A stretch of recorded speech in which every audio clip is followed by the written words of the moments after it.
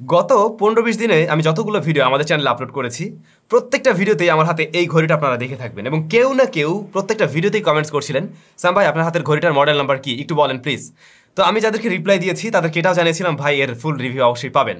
So আজকে finally সেই smart ওয়াচের review পেতে যাচ্ছেন। Hello everyone, welcome to SamZone। আজকের ভিডিওতে আমরা যে স্মার্ট ওয়াচটি নিয়ে কথা বলবো এটা হুয়াওয়ে ব্র্যান্ডের হুয়াওয়ে ওয়াচ GT3। হুয়াওয়ের ফোন বাংলাদেশে অফিসিয়ালি না পেলেও অফিসিয়ালভাবে হুয়াওয়ের স্মার্ট ওয়াচ কিন্তু এই মুহূর্তে আপনারা পেয়ে যাচ্ছেন। হুয়াওয়ে GT3 অবশ্যই খুবই প্রিমিয়াম একটি স্মার্ট ওয়াচ এবং দামের দিক থেকে মোটেই কম না। দামটা শুনে ভিডিও থেকে চলে যাবেন না, কেন এই ওয়াচের এত দাম, কী কারণে 2-3 হাজার টাকার ওয়াচের চাইতে এটা আলাদা, সে বিষয়গুলো কিন্তু অবশ্যই জেনে নেবেন। আর যেহেতু এই ওয়াচটি গত 20 দিন যাবত আমি একদম রেগুলার ব্যবহার করে আসছিলাম, সো আমি একদম ইউজার এক্সপিরিয়েন্স আপনাদের সাথে শেয়ার করতে পারবো। আই হোপ আজকের ভিডিওটা আপনাদের কাজে লাগবে।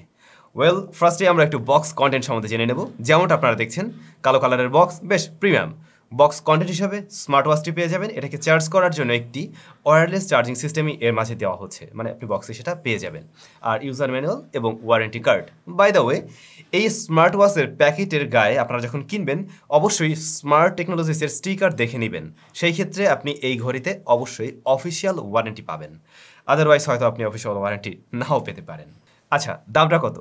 দাম হলো 23,990 টাকা, 24,000 টাকা, যে দাম দিয়ে আমরা মোটামুটি একটা ভালো স্মার্টফোনে কিনে ফেলতে পারি, রাইট? তাহলে এই ঘড়ির এত দাম কেন, সে প্রসঙ্গেই যাচ্ছি। শুরুতেই তাহলে আমরা একটু ডিজাইন অ্যান্ড বিল্ড কোয়ালিটি নিয়ে কথা বলবো।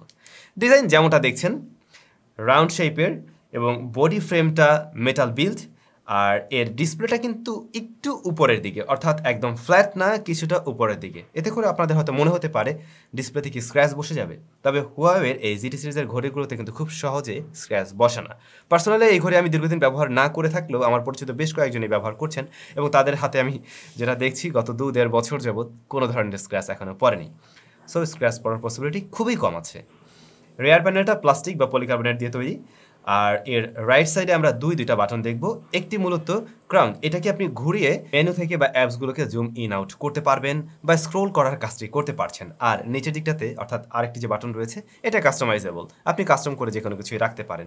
যেমন আপাতত এখানে স্পোর্টস মোড রয়েছে, বাট আপনি চাইলে আপনার মতো করেও কাস্টমাইজ করে নিতে পারবেন। আর এই দুই বাটনের মাঝে কিন্তু স্পিকারটি থাকছে এবং লেফট সাইডে আমরা দেখতে পাই একটি মাইক্রোফোন থাকছে। ঘড়ির স্ট্র্যাপ সম্বন্ধে জানবো, তবে তার আগে আমি আন্তরিকভাবে দুঃখিত, আমার পাশের বাসায় মেবি ড্রিল করছে কিছু, তো ওইটার সাউন্ড একটু চলে আসতে পারে, একটু নয়েজ দিতে পারে। স্ট্র্যাপের কথা বলছিলাম, এখানে লেদারের স্ট্র্যাপ রয়েছে, তবে আপনি চাইলে খুব সহজেই সেম সাইজের স্ট্র্যাপ চেঞ্জ করে নিয়ে ব্যবহার করতে পারবেন, বাজারে যেগুলো অ্যাভেলেবেল পাওয়া যায়। তবে এর স্ট্র্যাপ কোয়ালিটি খুবই ভালো। ইভেন এই ঘড়িটা গত 20 দিন যাবত যেহেতু আমি রেগুলার ব্যবহার করে আসছিলাম, আমি আসলে সত্যি বলতে এটাকে কয়েকবার ভিজিয়েছি এই স্ট্র্যাপ থাকা সত্ত্বেও, লেদার স্ট্র্যাপ থাকা সত্ত্বেও। তাতে করে কিছুই হয়নি। আমার মনে হলো আপনি এই স্ট্র্যাপ নিয়েও হাত ভিজাতে পারবেন ইজিলি। স্মার্ট ওয়াচের ডিসপ্লেটা বড় রকমের গুরুত্ব বহন করে। এর ডিসপ্লেটা কিন্তু অ্যামোলেড প্যানেল, যার সাইজ হলো 1.43 ইঞ্চ, রেজুলেশন 466x466, ব্রাইটনেস খুবই চমৎকার। আপনি আউটডোরে গেলে একদম ইজিলি এটাকে দেখতে পাবেন।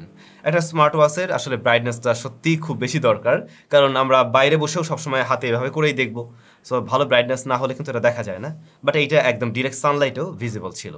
টাচ রেসপন্স খুবই ভালো পেয়েছি। টাচ রেসপন্সের প্রসঙ্গে আর একটা বিষয় চলে আসবে, সেটা হলো ইউআই এর বিষয়, জানাই আমরা একটু পরে আলোচনা করছি। তো ডিসপ্লের বিষয় বলছিলাম, ডিসপ্লের যে বেজেল এরিয়া তাও কিন্তু বেশ ন্যারো এবং অ্যামোলেড ডিসপ্লে হওয়াতে অবশ্যই সব কিছু এখানে আপনি কালারফুল দেখবেন, যথেষ্ট কালারফুল, আর ডিসপ্লেটা রেসপন্সিভ। বাই দ্য ওয়ে, আপনি এখানে কিন্তু অটো ব্রাইটনেস ফিচারটি পাচ্ছেন। এতে করে যেটা হবে, আপনি যখন ইনডোরে চলে আসবেন বা শ্যাডো এরিয়াতে তখন ব্রাইটনেস কিছুটা কমে যাবে, আবার যখন সানলাইটে চলে যাচ্ছেন আউটডোরে তখন অটোমেটিক ব্রাইটনেসটা বাড়িয়ে দেবে। এইটা আপনি অন করে রাখলে ভালো হবে, তাতে করে আপনি ব্যাটারি ব্যাকআপটা ভালো পাবেন। এর মাঝে যে অপারেটিং সিস্টেমটা ব্যবহার হয়েছে তা হারমোনি ওএস, হুয়াওয়ের নিজস্ব অপারেটিং সিস্টেম, যার ব্যাপারে এর আগে আমরা বিভিন্ন ভিডিওতে আলোচনা করেছি। তো হারমোনি ওএসটার বেশ কিছু ভালো দিক রয়েছে, কিছুটা খারাপ দিকও রয়েছে। খারাপ দিকটা দিয়ে যদি শুরু করি তাহলে বলবো আপনি গুগলের বেশ কিছু ফিচার হয়তো এখানে ব্যবহার করার সুযোগ পাবেন না, যেহেতু এটা হুয়াওয়ের নিজস্ব অপারেটিং সিস্টেম। এখানে আপনি গুগলের ম্যাপস ব্যবহার করতে পারছেন না, কিন্তু এই অপারেটিং সিস্টেমটা খুবই স্মুথ। আপনি প্রত্যেকটা ট্রানজ্যাকশন, প্রত্যেকটা কাজ যখন করতে যাবেন তখনই বুঝতে পারবেন আসলে এটা সুপার স্মুথ। তবে অনেকেরই প্রশ্ন থাকবে, রেগুলার স্মার্ট ওয়াচে যে ধরনের ওয়েস আমরা ব্যবহার হতে দেখি বা যে ধরনের ইন্টারফেসটা পাই, এই হারমোনি ওয়েসের ক্ষেত্রে কি তেমনটা পাবো নাকি এখানে ডিফারেন্ট কিছু রয়েছে? অলমোস্ট একই রকম। আপনার এমনিতে রেগুলার ব্যবহার করতে গিয়ে মোটেই মনে হবে না যে আমি ডিফারেন্ট কোনো ওয়েস ব্যবহার করছি বা একেবারেই আলাদা কিছু। ঘড়িটা কিন্তু 5 ATM ওয়াটার রেসিস্টেন্স, তার মানে আপনি 50 মিটার পর্যন্ত যেতে পারছেন ইজিলি। সেন্সরের বেলায় এবারে অনেক কিছুই রয়েছে হুয়াওয়ের এই স্মার্ট ওয়াচটিতে, যেমন রেগুলার সেন্সরগুলো, heart rate sensor, blood pressure monitor, sleep counting, এর পাশাপাশি টেম্পারেচার মিটারও যোগ হয়েছে এবারে। আপনার জ্বর টর হলো কিনা সে বিষয়টা দেখতে পারবেন এখন ঘড়ি হাতে রেখেই। তবে এটা একদম মেডিকেল সার্টিফাইড না, অলমোস্ট অ্যাকুরেট রেজাল্ট দিচ্ছিল, একটু এদিক সেদিক থাকে। স্টেপ কাউন্টিং এর বেলায় এই ঘড়ি ঠিকঠাক পারফরমেন্স করছে, রিক্সায় উঠলে অটোমেটিক কাউন্ট করা শুরু করে না। আর কানেক্টিভিটির জন্য আপনি ব্লুটুথ এবং জিপিএস সিস্টেম পেয়ে যাবেন, তাও আবার ডুয়াল জিপিএস সিস্টেম। এবং জিপিএস এর ক্ষেত্রে আপনি অফলাইন মোডেও সেটা ব্যবহার করতে পারবেন। বিষয়টা হলো এমন, আপনি কোনো একটা জায়গা থেকে অন্য একটা জায়গায় গেলেন এবং ফিরে আসার সময় আপনি ম্যাপিংটা পেয়ে যাবেন, আপনাকে রাস্তাটা দেখিয়ে দেওয়া হবে, কিন্তু যাওয়ার সময় বিষয়টা আপনাকে দেখাবে না। বাট আপনি যদি অনলাইন জিপিএসে থাকেন তখন কিন্তু অবশ্যই সেটা দেখতে পাবেন। শুরুতে আমরা দেখছিলাম এতে স্পিকার, মাইক্রোফোন সবকিছু রয়েছে এবং ব্লুটুথের মাধ্যমে আপনি ফোনের সাথে কানেক্ট করার পরে এই স্মার্ট ওয়াচটি দিয়েই কল রিসিভ করে কথা বলতে পারবেন। তার মানে এটাতে সিম ব্যবহার করার সুযোগ নেই, কিন্তু আপনি ব্লুটুথের মাধ্যমে মানে ব্লুটুথ কল সিস্টেমটা পাচ্ছেন। কল কোয়ালিটি, এর স্পিকার একদম ফুল ভলিউমে কিছুটা ডিস্টরশন দেয়, বাট মাইক্রোফোন কোয়ালিটি আমার কাছে ঠিকঠাক লেগেছে। কথা বলা যায়, কিন্তু রেগুলার কথা বলার জন্য এটা আদর্শ কিছু হবে না, যেহেতু লাউড স্পিকারের মতো সাউন্ড দেবে। সো আপনার প্রয়োজনীয় মুহূর্তে, লাইক আপনি ড্রাইভিং করছেন, তখন কিন্তু আপনি এটা দিয়ে কথা বলতে পারেন। অনেকে, মানে এগুলো ঠিক না আমি জানি, বাইক চালাচ্ছেন সেই সময়ও যদি এমার্জেন্সি হয় হয়তো রিসিভ করে কথা বলতে পারেন, কিন্তু এই কাজগুলো না করার জন্য অনুরোধ করব। তবে বিশেষ মুহূর্তে অনেক সময় লাগতে পারে। এর রাইজ টু অ্যাওয়াক ফিচারটা আমার কাছে বেশ ভালো লেগেছে। আই মিন, আপনি যখন ঘড়িটা এভাবে পড়া অবস্থায় সামনে নিয়ে আসবেন, দেখবেন খুব দ্রুত সময়ের মধ্যে এর মনিটরে লাইটটা জ্বলে ওঠে। আরেকটা ব্যাপার আমি ডিসপ্লে বেলায় মিস করছিলাম, এটাতে কিন্তু অলওয়েজ অন ডিসপ্লে আপনি পাবেন। ফোনের সাথে কানেক্ট করার জন্য হুয়াওয়ের যে হেলথ অ্যাপ্লিকেশনটি রয়েছে সেটা আপনাকে ইনস্টল করে নিতে হবে। এটা গুগল প্লে স্টোরে পাওয়া যায় বা হুয়াওয়ের অ্যাপ স্টোর থেকেও আপনি ডাউনলোড করে নিতে পারবেন। তবে গুগলের লেটেস্ট ভার্সনটি নেই, তবে আমি আগের ভার্সন দিয়ে স্মার্ট ওয়াচের সাথে খুব সহজে কানেক্ট করে নিতে পারছি এবং এইটার কানেক্টিভিটি নিয়ে কোনো ধরনের সমস্যা আমাকে পড়তে হয়নি। কানেক্টিভিটির রেঞ্জ মোটামুটি বলা যায় 10 মিটার্সের মধ্যে একদমই ঠিকঠাক রেজাল্ট করে। তাছাড়া এদের অ্যাপ্লিকেশনটা বেশ ইউজার ফ্রেন্ডলি, একদম হিজিবিজি করা না, বেশ অর্গানাইজড। আর এখানে আপনি অনেক অজস্র ওয়েব স্পেস পেয়ে যাবেন, তবে সবগুলো কিন্তু ফ্রি না, ফ্রি ওয়েব স্পেস রয়েছে অনেক, আপনি কিনে নিয়েও ব্যবহার করতে পারবেন। এছাড়া আপনি কাস্টম ওয়েব স্পেসও কিন্তু এখানে ব্যবহার করতে পারবেন। হুয়াওয়ের এই ঘড়িটাতে কত এমএএইচ এর ব্যাটারি রয়েছে সে ব্যাপারটা আমি একদম শিওর না, তাদের ওয়েবসাইটে আমি পেলাম না।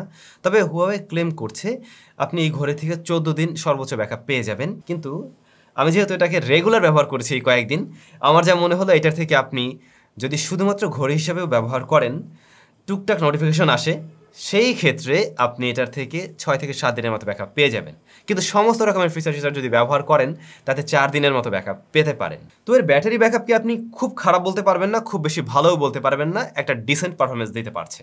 আর এর বক্সে কিন্তু আপনি ওয়্যারলেস চার্জার পাচ্ছেন, তার মানে নিচে কোনো ধরনের পিন টিন নেই, একটা স্মার্ট সলিউশন।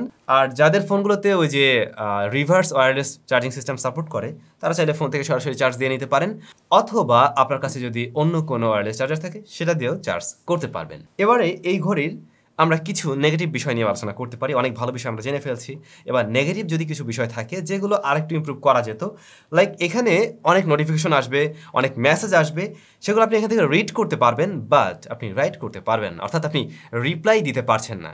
এই বিষয়টা আসলে 24,000 টাকার একটা ঘড়িতে অবশ্যই থাকা উচিত ছিল। দেন এতে যদি ই সিম ব্যবহার করার মতো একটা সুযোগ থাকতো, তাহলে সরাসরি হয়তো এখানে আপনি সেলুলার কানেকশন পেয়ে যেতেন।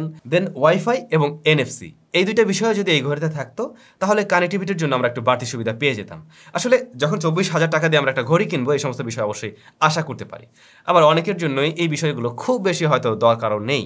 তো এই ছিল 24,000 টাকার হুয়াওয়ে GT3। আপনাদের কাছে কেমন লেগেছে অবশ্যই কমেন্ট করে জানাবেন, কারা কিনছেন সেটাও জানাবেন। ভালো থাকবেন, সুস্থ থাকবেন, আবারও দেখা হয়ে যাবে একদম নতুন একটা ভিডিওতে।